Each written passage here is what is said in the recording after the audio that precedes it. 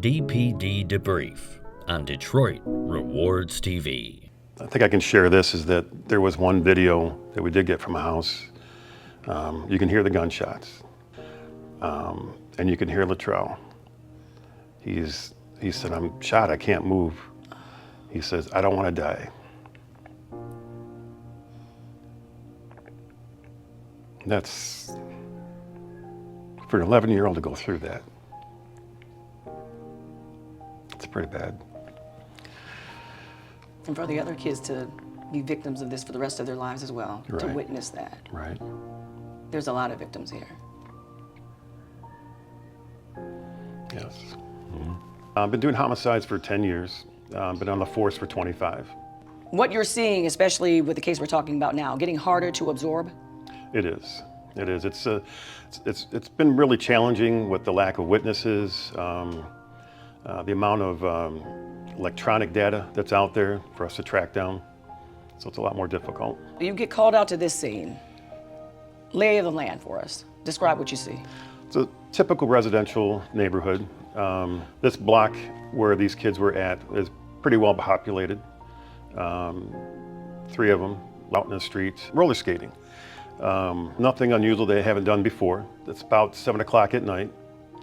They're underneath the street light for more light while they're skating, and they're filming themselves on their phone. And they're just having a great time.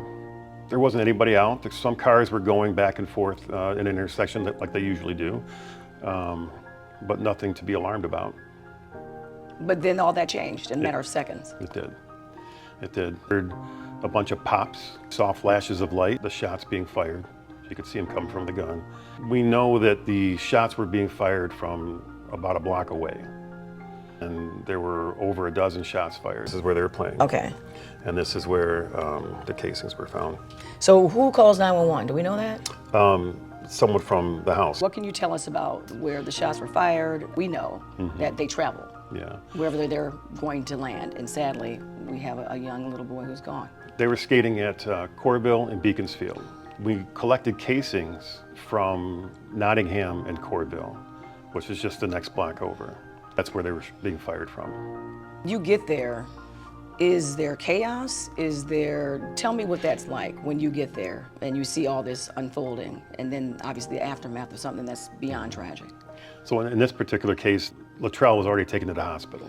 We just descended on the scene, tried to find out what happened, find out if we got cameras in the air that might have captured it, gather up as much witnesses as we could. There weren't a lot because, again, Latrelle was taken to the hospital right away, which meant most of his family went with them. Go to the hospital, that's more chaotic.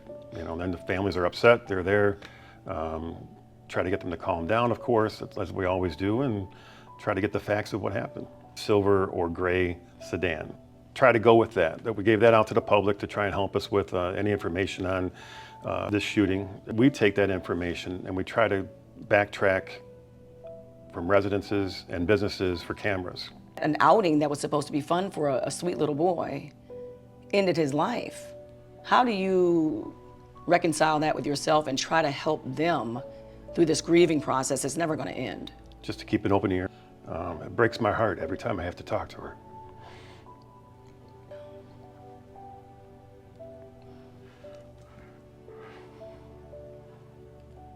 Without jeopardizing the case, what can you tell us about the social media aspect of this case? Kids these days, I know for a fact, based on things that we see every day, they live for social media. They would rather be on their phones, on their computers, than to talk to somebody in person. They know they can get away with disrespecting someone or talking about someone and not feeling any repercussions. But they do come eventually. It's a sad state. Tell us what took his life.